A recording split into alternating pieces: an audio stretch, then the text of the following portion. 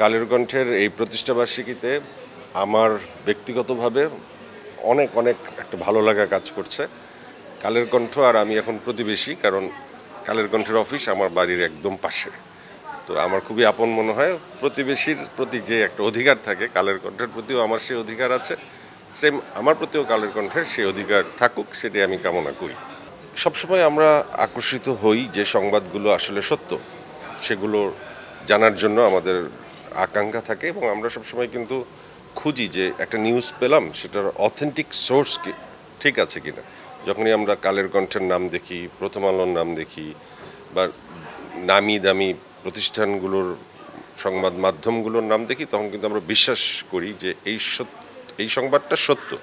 কারণ এখন সংবাদ তো আমিও দেই, আপনিও দেন, কাজেই কার সংবাদ সত্য সেটা আসলে তার গ্রহণযোগ্যতার উপর নির্ভর করে। আমি মনে করি কালের কণ্ঠের সে গ্রহণযোগ্যতা আছে, এবং সেটা ভবিষ্যতে আরও বাড়বে।